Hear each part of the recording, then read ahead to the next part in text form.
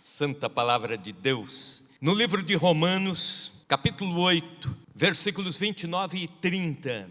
Enquanto você vai abrindo Romanos, capítulo 8, 29 e 30, eu vou te dizendo que a Epístola aos Romanos, talvez do Novo Testamento, é o principal dos escritos. É o que mais impactou o mundo cristão nos últimos 2000 anos, esta Epístola de Paulo. E dentre os 16 capítulos contidos em Romanos, o capítulo 8 é considerado o principal deles.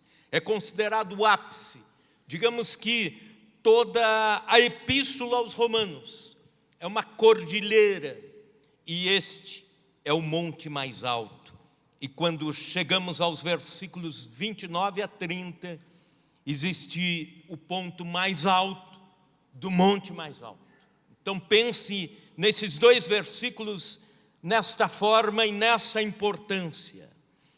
E diz o texto da palavra do Senhor: porquanto aos que de antemão conheceu, também os predestinou para serem conformes à imagem de seu Filho, a fim de que ele seja o primogênito entre muitos irmãos. E aos que predestinou, a estes também chamou. E aos que chamou, a esses também justificou. E aos que justificou, a esses também glorificou. Quando leio esse texto da Bíblia Sagrada, recordo-me do filme O Resgate do Soldado Ryan. Pois bem, a história se desenrola durante a Segunda Guerra Mundial, começando com o desembarque das tropas americanas na Normandia para o dia D, o dia do combate mais decisivo da Segunda Guerra Mundial, a operação de libertação da França. E após o combate, descobre-se que haviam 4 irmãos da mesma família, 3 deles morrem, mas um ficou preso, porque o paraquedas caiu num lugar errado, num lugar estranho ao que deveria cair. E eles descobrem que esse soldado está vivo e está precisando ser resgatado. Então há um plano de resgate colocado na mão do capitão John Miller.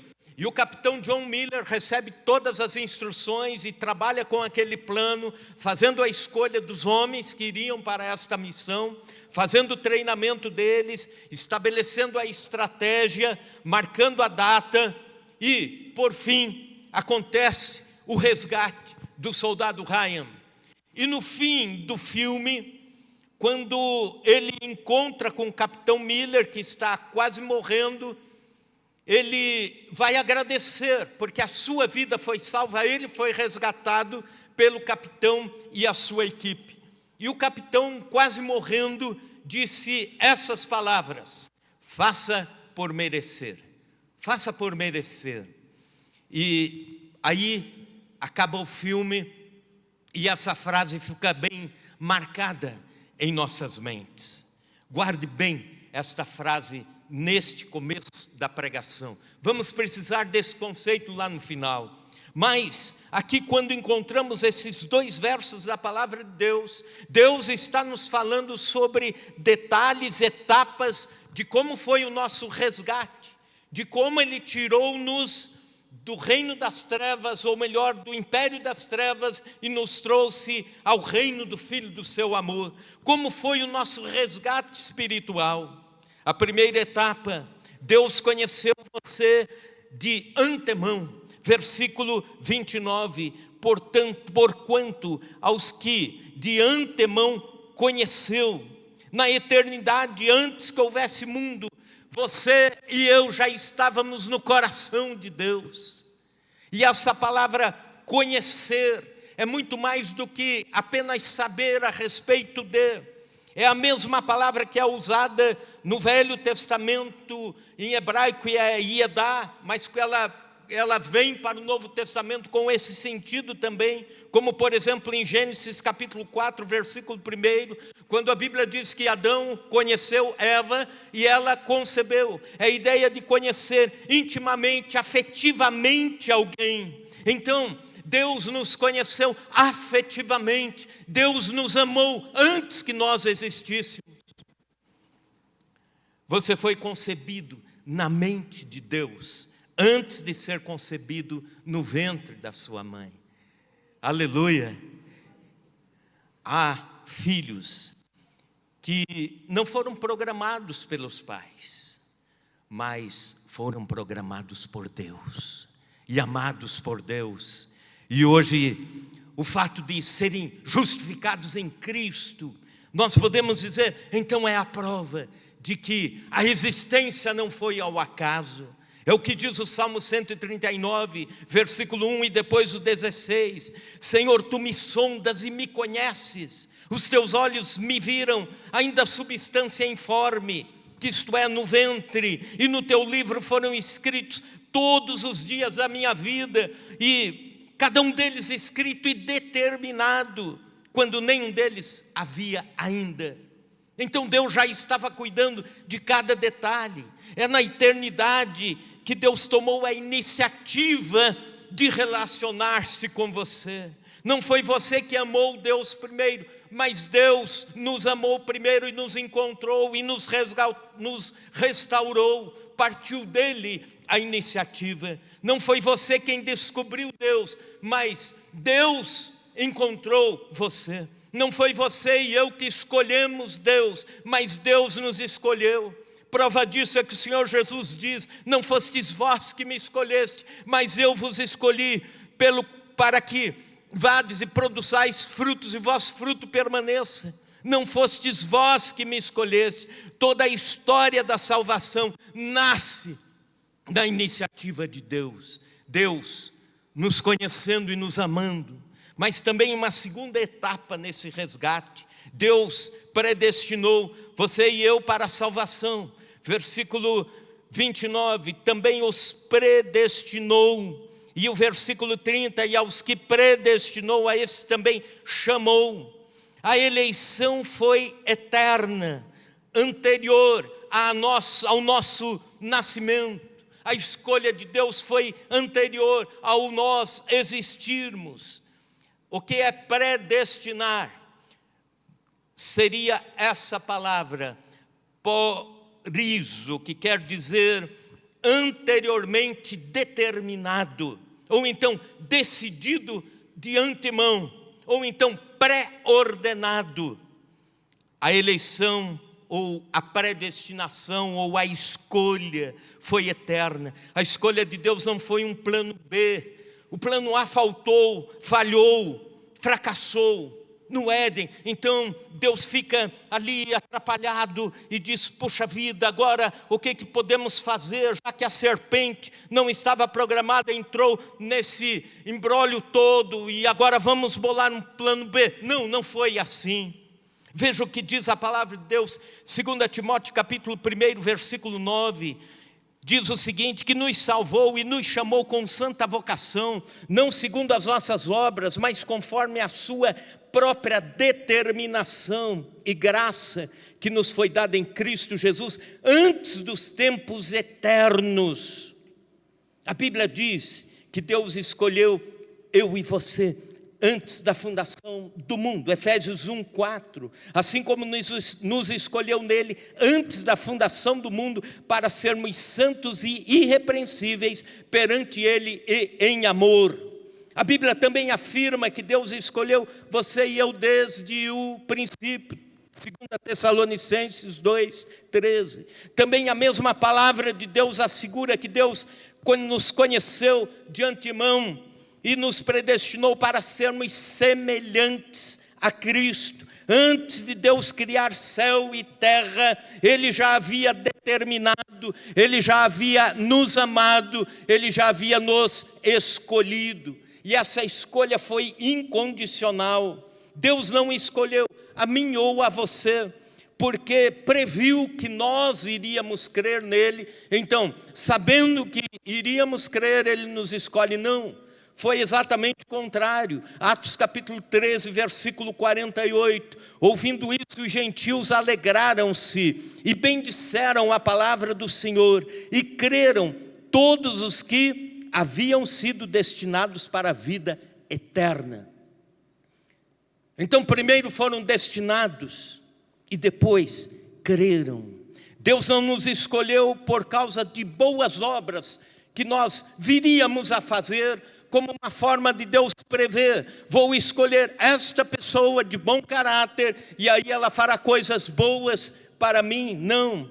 Efésios 2:10, nós fomos feitos criaturas de Deus, feituras de Deus, criados em Cristo Jesus para as boas obras. Então, primeiro a escolha, e depois, por causa dela, Deus nos capacita para as boas obras. Deus também não nos escolheu por causa da nossa possível santidade, não. Ao contrário, Deus nos escolheu para então trabalhar em nós o processo de santificação e nós sermos alcançados, depois talhados por Deus, lapidados pelo Senhor, para então um dia estarmos com Ele pela eternidade. Também Deus não nos escolheu por causa de alguma decisão que iríamos tomar. A Bíblia diz em Efésios que nós éramos mortos em nossos delitos e pecados, e Ele nos deu vida. Um morto não tem poder de decisão, ele não pode decidir por algo, afinal ele está morto. O mesmo apóstolo Paulo diz em 2 Coríntios 4:4, nos quais o Deus desse século, referindo-se a Satanás, nos quais o Deus desse século, Deus de letra minúscula, cegou os entendimentos dos incrédulos, para que não lhes resplandeça a luz do Evangelho da glória de Cristo, que é a imagem de Deus. Portanto, a predestinação foi algo incondicional, não há algo que nós possamos oferecer a Deus para dizer, Ele nos escolhe por causa disso. Graça é graça, mas também foi proposital. Deus nos escolheu com o propósito de, a partir de quando fomos alcançados e chamados à salvação, Ele trabalhar em nós, através de nós, em santidade. É o que diz o apóstolo Paulo em Efésios 1:4. Veja bem, fomos alcançados por Deus para quê? Para sermos santos. Efésios 1:4, texto que já lemos, assim como nos escolheu nele antes da fundação do mundo, para sermos santos e irrepreensíveis perante ele e em amor. Também na primeira epístola de Pedro, capítulo 1, versículo 2, a palavra do Senhor diz que fomos eleitos segundo a presciência de Deus Pai em santificação do Espírito para obediência. Sabe por que é importante nós sabermos isso? Porque existem pessoas que erroneamente, de uma forma infantil até, podem dizer assim, ufa, já que Deus me escolheu, já que eu estou predestinado à vida eterna, então posso pecar, posso relaxar. Aí seria exatamente o sinal contrário de que isso não aconteceu. Porque o sinal mais claro, mais evidente de alguém que é escolhido por Deus, é que esta pessoa vai optar por imitar a Cristo, vai optar pela santidade e vai querer viver na presença de Deus. O grande projeto da eleição é para que nós sejamos parecidos com Cristo. Essa é uma responsabilidade minha e sua, como crentes, como cristãos. A busca pela santidade, essa é a marca registrada de um eleito em Cristo. Portanto, devemos provar a nossa eleição através da busca pela santidade. Uma terceira etapa nesse processo de resgate. Deus chamou a nós, chamou a mim e a você para a salvação. Ele chamou. Veja comigo o versículo 30. E aos que predestinou, a estes também chamou. Há dois chamados, um externo e outro interno. Um geral e outro específico. Um dirigido aos ouvidos e outro dirigido ao coração. A Bíblia Sagrada nos adverte que muitos são chamados, mas poucos os escolhidos. O chamado específico é como quando Jesus diz, por exemplo, As minhas ovelhas ouvem a minha voz e me seguem. Ele chama e quem é a ovelha segue a ele. Obedece a sua voz. Chamado específico é quando Jesus afirma, por exemplo, quem é de Deus ouve a palavra de Deus. Tem os ouvidos abertos para as coisas espirituais. Primeiro detalhe, o chamado de Deus para a salvação é irresistível. Não há como alguém resistir quando o Espírito Santo vem e fala. Quem convence o homem do pecado, do juízo e da justiça é o Espírito Santo de Deus. E ele faz essa obra completa. Você ouve uma mensagem, um hino. Alguns aqui foram alcançados por Jesus de uma forma, outros de outra. Deixa eu perguntar aqui, quantos vieram para Jesus através de um amigo que evangelizou você? Levante a mão. Uma grande parte. Quantos vieram para Jesus através de uma mensagem que receberam, uma pregação onde Deus falou ao seu coração? Quantos vieram a Cristo através de um folheto, de uma literatura, do livro que leram? Quantos vieram a Cristo através de um culto que vieram e aqui chegaram e daqui não saíram mais? Olha, Deus usa muitas formas. É o que a gente chama de multiforme sabedoria de Deus. Mas Ele chama com métodos diferentes, mas Ele chama. De formas diferentes, mas Ele fala. De formas diferentes, mas Ele traz a salvação. De repente as escamas dos olhos caem e vem um arrependimento da velha vida. Você não compreendia, o Evangelho passa a compreender. Você não se interessava pelas coisas espirituais, passa a se interessar pela oração, pela busca, pelo jejum, por ler a palavra de Deus. Aquilo que não amava passa a amar. Não é um esforço, mas é uma natureza modificada. É o que Jesus chama de um novo nascimento, é o nascer de novo. É uma nova criatura, um novo DNA espiritual está em você. É porque você foi gerado com a semente incorruptível, nasce de novo, nasce de cima, nasce do Espírito. Mas no mesmo ato da entrega, você descobre que foi Deus que trabalhou isso no seu coração. Se você tentar pensar comigo na seguinte lógica, onde eu estaria agora se Cristo não entrasse na minha vida? Onde eu estaria agora se há 10 anos atrás eu não tivesse tido a decisão de seguir a Jesus? Onde eu estaria agora? E aí você descobre que a decisão não foi sua, que foram milagres de Deus te dirigindo por caminhos até que um dia você estivesse num beco sem saída e dissesse: agora eu entrego a minha vida ao Senhor. Mas quem dirigiu até aquele momento foi Ele. Foi Deus que lhe deu a fé salvadora. Foi Deus que lhe deu o arrependimento para a vida. Ele que deu um novo coração, tirando o coração de pedra e colocando o coração de carne. Foi Ele que nos reconciliou consigo mesmo, como diz a palavra do Senhor. E é em João capítulo 6, versículo 44, que o apóstolo João diz, Jesus diz: ninguém pode vir a mim se o Pai não me enviou. E se o Pai que não o enviou não o atrair, e eu o ressuscitarei no último dia. Repetindo aqui, colocando em ordem: ninguém pode vir a mim se o Pai que me enviou não o atrair, e eu o ressuscitarei no último dia. Você pode até resistir num primeiro momento à chamada de Deus. Você pode até resistir num primeiro momento como Jacó resistiu. Mas depois Deus o fere na coxa, ele manca e aí ele diz: agora eu aceito a transformação. Você pode até resistir como Nabucodonosor resistiu. Mas aí Deus o despoja do orgulho, da soberba, e ele é jogado ao chão, e ali ele tem um encontro com Deus. É a chamada irresistível, é a graça irresistível, é o momento em que Deus se coloca frente a frente com você, e não há escapatória.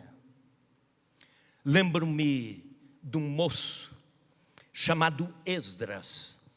O Esdras criou-se numa família do baixo espiritismo. Ele tocava atabaque num centro de candomblé em Vitória, Espírito Santo. E ele, todas as sextas-feiras à noite, ia para lá, para os trabalhos, etc. E ele tinha essa função naquele local. Pois bem, num dia, numa dessas noites, ele estava preparando para tocar, já com as roupas prontas e todo o ambiente preparado, como eles dizem, para chamar os espíritos. E quando ele se prepara para tocar, ele teve uma visão do forro inteiro se abrindo. E aquele ambiente ficou aberto e ele via o céu. E ele conta que de longe ele viu um coral de anjos descendo sobre aquele local. E o coral cantava um lindo hino, foi na cruz, onde um dia eu vi meus pecados castigados em Jesus. Foi ali pela fé que meus olhos abri e agora me alegro em sua luz. E ele, apavorado, jogou o seu instrumento e saiu correndo e disse assim: aqui não é o meu lugar. E ele correu em direção à sua casa, subindo o morro, quando já tinha passado da meia-noite, e alguns irmãos de uma igreja estavam em vigília de oração. E ele ouviu os irmãos dentro da igreja cantando: foi na cruz, onde um dia eu vi meus pecados castigados em Jesus. Foi ali pela fé que meus olhos abri, e agora me alegro em sua luz. E ele disse: aqui é meu lugar. E aí ele bateu, e o porteiro da igreja abriu e disse: você não pode entrar. É só os membros da igreja que estão em oração aí. Ele falou: mas eu quero entrar. Mas você não é membro, o que precisa fazer para ser membro? Precisa ser da igreja, precisa batizar. Então me deixa entrar que eu já estou nessa. E depois amanhã resolvem, mas... E ele participa daquela vigília de oração e de lá ele não sai mais. Hoje ele é pastor. E está pregando aí pelo Brasil inteiro, levando pessoas a Cristo. É a graça irresistível. Ninguém chegou para ele e insistiu. Ninguém chegou para ele e ficou... Não. Chegou o momento dele com Deus, o encontro dele com Deus. O chamado é irresistível, mas o chamado de Deus também é eficaz. Jesus disse: todo aquele que o Pai me dá, esse vem a mim, e o que vem a mim, de modo algum o lançarei fora. E Jesus também disse: tenho ainda outras ovelhas, elas ouvirão a minha voz e me seguirão. Então, o chamado de Jesus envolve o fato de que há uma segurança. Quando Ele te chama para um encontro com Deus, Ele não te chama para que você fique um dia no mundo, um dia caído, outro dia firme com Deus, outro dia caído de volta, outro... Não, ninguém as arrebatará da minha mão. A inclinação da nossa carne é inimizade contra Deus. Se Deus não nos despertasse, se Deus um dia não nos chamasse, de alguma forma, de algum jeito, com algum método dele, nós iríamos para a perdição. Mas hoje nós podemos dar glórias a Deus, porque um dia fomos chamados por Deus. Quarta etapa desse resgate maravilhoso e glorioso. Deus justificou você de todos os seus pecados. Ainda no versículo 30, aos que predestinou, a esses também chamou, e aos que chamou, a esses também justificou. O que é a justificação? É um ato legal, é um ato de tribunal. Imagine um tribunal onde Deus é o juiz, e nós estamos ali como pecadores, réus, porque cometemos pecados ao longo da vida, e os nossos pecados fazem divisão entre nós e Deus. Mas através da obra da cruz, através da obra de salvação, Ele chega e declara: vocês estão justificados, perdoados e justificados. Toda sentença cai por terra e é esquecida. Então podem ir livres para continuar a vida. Isso é justificação. É um ato, é uma pronúncia de Deus dizendo que a partir desse momento, legalmente, estamos em paz com Deus. A justificação nos livra da condenação dos nossos pecados. A Bíblia diz que todos nós somos pecadores e não há um justo sequer. Romanos 10:10, 3:10. A Bíblia adverte que todos são culpados diante de Deus e também que Ele não inocentará o culpado, pois a alma que pecar, essa morrerá, e que o salário do pecado é a morte. A Bíblia também assegura que todos nós vamos comparecer um dia perante o juízo de Deus, perante o tribunal de Cristo, e todos nós vamos ter que prestar contas da nossa vida terrena. Seremos julgados, por exemplo, pelas nossas palavras. Muitas palavras que falamos são palavras ásperas, impensadas, palavras torpes, vergonhosas, perversas, felinas, venenosas. Iremos prestar contas diante de Deus. Prestaremos contas, seremos julgados pelas nossas obras. A palavra do Senhor diz que pelas obras ninguém poderá salvar-se, pois nossas obras estão contaminadas, são como trapos de injustiça, trapos de imundícia diante de Deus. Seremos julgados pela omissão. Veja, interessante, quando Jesus fala sobre o juízo final, quando Ele se pronuncia a respeito dos que estão à esquerda do trono, Ele diz: apartai-vos de mim, malditos, para o fogo eterno, preparado para o diabo e seus anjos. E aí você pode perguntar: o que essas pessoas fizeram de tão horrendo que irão para o lago de fogo? E sabe o que eles fizeram? Nada. Eles apenas deixaram de fazer. Está lá nas palavras de Cristo. E Jesus lhes disse: estive com fome, não me deste de comer, estive com sede, não me deste de beber, estive nu e não me vestiste, estive doente e não trataste de mim, estive enfermo, estive forasteiro e não me acolheste, estive preso e não me visitaste. As nossas omissões também entram nesse juízo do qual estou falando, nesse tribunal. Seremos julgados pelos pensamentos. Eu e você, na verdade, somos mais pecadores do que imaginamos. Dizem que pela nossa mente passam pelo menos 10.000 tipos de pensamentos diferentes. E cada um desses 10.000 tipos de pensamento diferente por dia tem mais alguns subpensamentos. Mas seria mais ou menos 10.000 pensamentos bases ao longo do dia. Aí você diz: eu não peco. Será que em 10.000 pensamentos, pelo menos 3 deles, você não pensou algo que envolveu ódio, ira, raiva? Será que em 3 pensamentos você não pensou em coisas imorais, perversas, etc.? Já seriam multiplicados pelo ano, 365 dias, mais de 1.000 pensamentos no ano. E aí você vai fazendo as contas do quanto nós pecamos.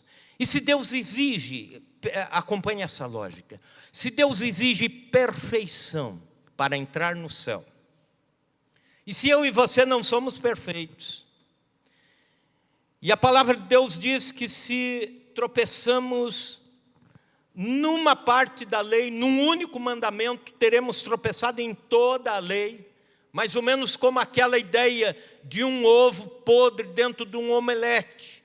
Você não consegue mais tirar, ficou tudo contaminado, perde-se o alimento todo. E aí você diz: então estou perdido. E é isso mesmo. Não há nenhuma chance de salvação por esforço próprio que agrade a Deus. É por isso que precisamos dessa bênção que a Bíblia chama de justificação em Cristo. Por causa de Cristo, Deus nos declara justos. Podem sair do tribunal, podem ir embora tranquilos, porque estão justificados. E por causa, e o que Jesus fez para que isso acontecesse? Ele fez o que nós não poderíamos fazer. Ele fez exatamente o que agradou ao coração de Deus, mas o moeu e nos salvou. Naquele momento na cruz do Calvário, ele foi feito pecado para que nós fôssemos salvos do pecado. Ali ele foi feito maldição para que nós fôssemos libertos da maldição. Na cruz do Calvário não havia nenhuma beleza nele, o sol se escondeu, Deus o desamparou e virou o rosto por não conseguir ver o seu filho carregando o pecado meu e seu e de toda a humanidade. E quando ele declara a sua última palavra, a última frase, está consumado, no grego tetelestai, que quer dizer a dívida está paga, está concluído. Ali eu e você tivemos a nossa dívida de pecado anulada, eu e você tivemos nossos pecados rasgados, pregados na cruz do Calvário, anulados por causa do sacrifício do Senhor Jesus, e por causa disso temos a justificação pela fé. Ali foi paga a dívida, ele justificou a mim e a você. E é por isso que Paulo diz: e agora nenhuma condenação há para os que estão em Cristo Jesus. A justificação é mais do que perdão. Se nós precisássemos unicamente do perdão para irmos para a vida eterna, nós teríamos que ir em várias vezes ao dia, pecar e aí correr, pedir perdão, pecar de novo, pedir perdão de novo. Vai que você morre nesse interstício sem pedir perdão, e aí você está jogando toda uma vida com Deus, toda uma caminhada com Deus. E não, é interessante que na justificação, guarde bem isso, eu e você estamos tratados nos nossos pecados passados, presentes e futuros. Há uma garantia de que Deus está tratando nas nossas vidas, através do arrependimento, através da confissão, mas Ele está cuidando. Isso é justificação. É justificação pela fé. É mais do que perdão. No perdão, se digamos que eu tivesse uma dívida de R$1 milhão, uma dívida impagável para mim, mas alguém chegasse no banco e pagasse a dívida, eu seria perdoado, e meu nome ainda apareceria lá em algum momento como devedor, mas perdoado, porque alguém pagou. Fomos mais do que perdoados na cruz do Calvário. Na cruz do Calvário, Jesus faz um depósito infinito na justificação, capaz de tratar os pecados nossos da vida inteira, da nossa história inteira e do futuro inteiro. Ele faz um depósito que vai muito além do que a nossa dívida passada. E também diz lá, olha, apaga tudo aí, tudo de forma como se esta pessoa nunca tivesse devido um centavo para alguém. Na justificação é dessa forma. Mas aí vem a quinta e última etapa. Deus glorificou você e já determinou levar você para a glória. Veja comigo o versículo 30. Aos que predestinou, a esses também chamou. Aos que chamou, a esses também justificou. Falamos sobre isso. E aos que justificou, a esses também glorificou. Aleluia. Então, aparece aqui a palavra glorificação.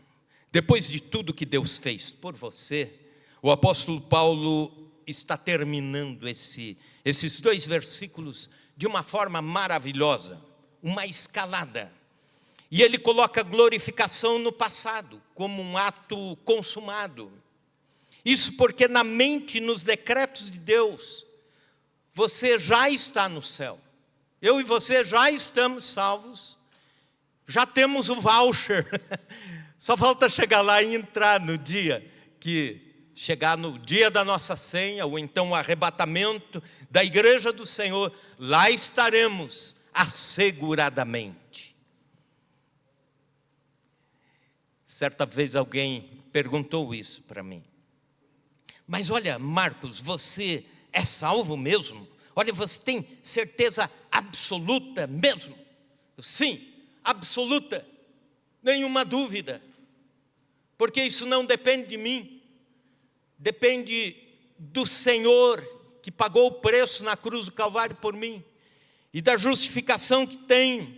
Eu sei que quando chegar a hora, lá estarei. Essa deve ser a certeza de todos nós. Essa deve ser a certeza absoluta que norteia a nossa existência aqui. Lá no céu teremos um corpo de glória semelhante ao corpo do Senhor Jesus. Aqui nosso corpo é mortal, lá será imortal. Lá será o corpo incorruptível, glorioso, poderoso, espiritual, celestial. Lá não haverá mais lágrima, luto. Lá não haverá pobreza, não haverá miséria. No céu não haverá mais cansaço, nem fadiga. Lá não haverá envelhecimento, nem rugas. E também não haverá dor. E não haverá tristeza alguma da alma. No céu teremos o corpo glorificado. No céu, todas as mulheres crentes, salvas em Cristo, terão a pele lisinha, bem cuidada, hidratada, tonificada, sem precisar gastar nada no boticário ou na Natura. Na eternidade, todos nós, os homens, salvos em Cristo, teremos bastante cabelo, teremos mais de 1,80 de altura, teremos barriga de tanquinho, sem precisar ir na academia do tatu. Teremos um novo lar, iremos para a pátria celeste, para a casa do Pai, para Jerusalém celestial.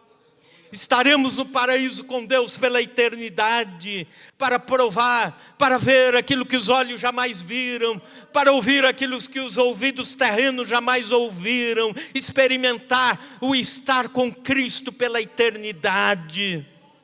Lá teremos uma gloriosa herança.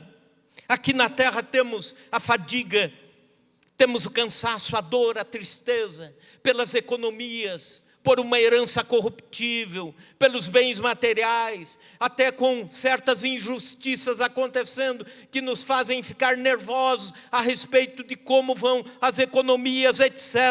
Mas lá, a palavra de Deus diz que teremos uma herança imarcessível. Lá a ferrugem não chega, os ladrões não minam, não roubam. Lá teremos a coroa da vida, a coroa de glória e a coroa de justiça.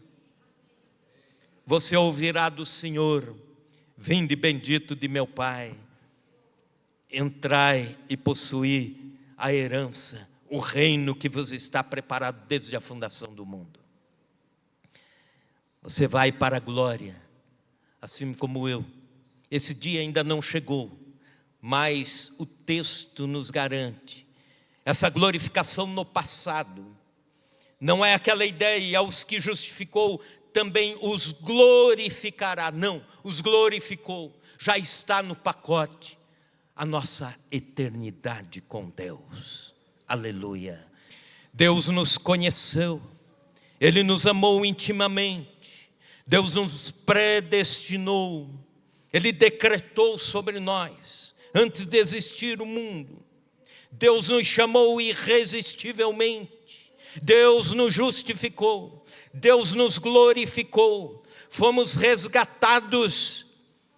Agora, lembrando lá do início, de uma forma muito mais impactante do que o resgate do soldado Ryan. As palavras do capitão terminam, John Miller, dizendo: faça por merecer. As palavras do Senhor Jesus são essas: Você não merecia, mas eu paguei o preço. Eu fiz por merecer para você.